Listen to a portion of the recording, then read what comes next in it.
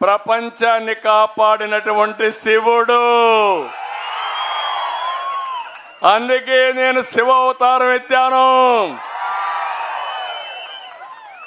నేను ఆ మాట కూడా అంగీకరిస్తున్నా.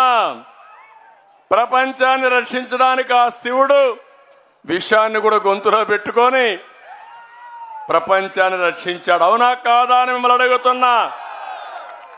నేను కూడా 5 సంవత్సరాలు మీరు చూశారు. ఎన్ని దాడులు, ఎన్ని దోపిడీలు నా మీద మాట్లాడినా, లేకపోతే మిత్రుడు పవన్ కళ్యాణ్ గారిని అడుగడుగున ఇబ్బందులు పెట్టారా లేదా అని మిమ్మల్ని అడుగుతున్నా. భయపడ్డామా మీకోసం?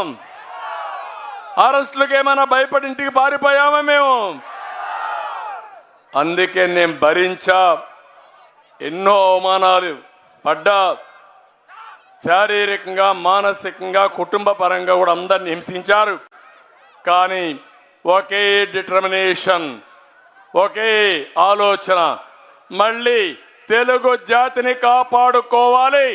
అవసరమైతే ఎలాంటి విమర్శలు చేసినా, ఎన్ని దాడులు చేసినా దాడులను అధిగమించడమే కాకుండా బుల్లెట్ మారిగా దూసుకుపోయి ఈ రాష్ట్రాన్ని కాపాడుకుంటామని చెప్పి నేను మీకు తెలియజేస్తున్నా.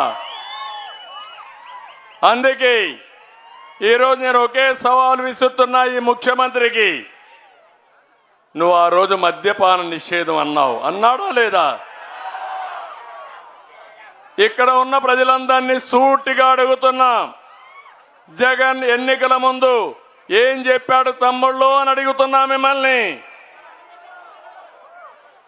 మద్యపాన నిషేధం పెట్టి ఓటు అడుగుతున్నాడు తల్లి మిమ్మల్ని. చెప్పాడా? చెప్పుంటే మహిళలందరూ చెప్పండి. చెప్పాడని చేతుల పైకెత్తండి. చెప్పాడు. చేశాడా అని నేను అడుగుతున్నా మిమ్మల్ని. ఎన్నికల ముందు మాయ మాటలు చెప్పావు, ఓట్లు దండుకున్నావు. ఈరోజు నువ్వు వచ్చి సొంత బ్రాండ్లతో నాణ్యత లేని మద్యం తెచ్చి మీ ప్రాణాలతో ఆడుకుంటున్నాడు మా తమ్ముడు. భూమ్ భూమ్ ఎక్కడికక్కడ ఇష్టానుసారంగా చేశావు. నిషేధం గాలికి ఎగిరిపోయింది. 60 రూపాయలు క్వార్టర్ బాటిల్ ఎంత తమ్ముళ్ళు? ఇప్పుడు ఎంత? 60 రూపాయలు క్వార్టర్ బాటిల్ ఎంత? 200 రూపాయలు. 140 రూపాయలు ఎవరి జోబులోకి పోతా ఉంది? ఎవరికి పోతా ఉంది?